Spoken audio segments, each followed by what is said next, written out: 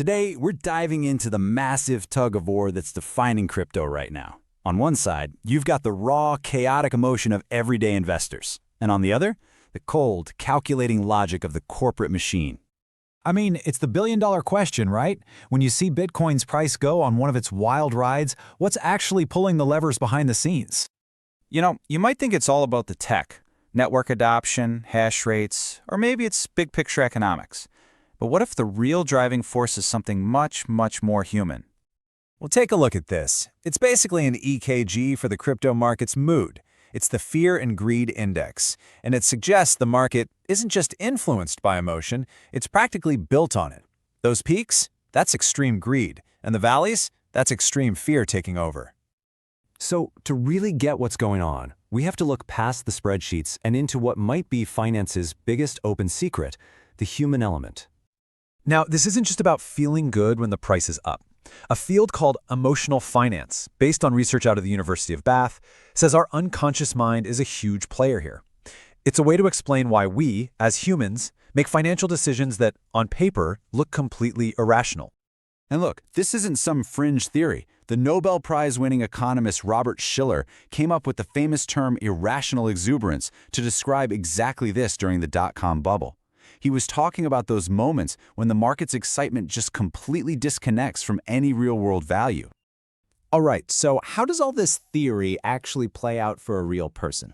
Let's zoom right in on the individual investor, someone caught up in that classic crypto love-hate cycle. This gets us to a really fascinating idea called the fantastic object. This is when something like Bitcoin stops being just an asset. It becomes a symbol for something bigger, for freedom, for getting rich, for the future of technology. It becomes an object of pure desire. And when that happens, people are willing to pay almost anything for it. Silly money, as the academics say. And here's the wild part. You can actually see this emotional roller coaster play out on a price chart. This is an Elliott Wave Analysis, which is basically a way to map group psychology. The idea is that market moves aren't just random noise. They follow these predictable patterns, or waves, that are driven by the massive swing between optimism and pessimism. Okay, so let's walk through it. Wave 1 is the quiet part. The so-called smart money is buying when no one's really paying attention. Then comes Wave 3. Things get loud. Institutions are jumping in. The news stories are all positive. But Wave 5? Wave 5 is pure, uncut emotion. That's when everyday investors pile in, fueled by hype, chasing these crazy price targets right at the moment the whole thing is about to flip.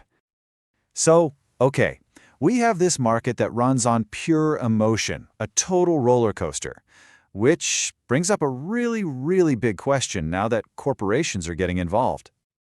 I mean, seriously, why would these incredibly careful, risk-averse CFOs and corporate treasurers ever decide to put their shareholders' money into something that seems so chaotic? Well, the answer, straight from one of the guys who did it first, is that the game has completely changed. For companies like MicroStrategy, it's not the same Wild West anymore. They see an ecosystem that's maturing, where the rules are getting clear. For them, Bitcoin isn't a crazy gamble. It's a strategic, long-term asset, a potential hedge against inflation.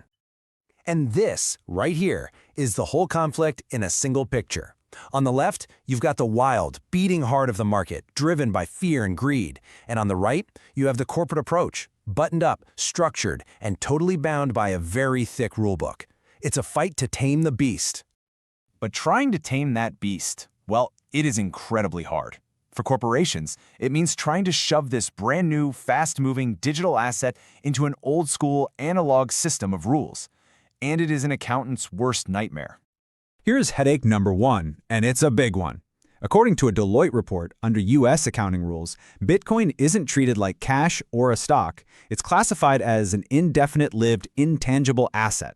That puts it in the same box as a company's logo or a patent. Think about that for a second. It has some really weird consequences. Okay, this is where things get completely bizarre. If a company's Bitcoin holdings drop in price, they have to write down the loss on their books. But, and this is the crazy part, if the price then skyrockets, they are not allowed to write the value back up. Their books are forced to show the lower price totally disconnected from reality until the day they sell. It's wild. And that accounting headache is really just a tip of the iceberg. As Deloitte lays out, it's more like a whole gauntlet of challenges.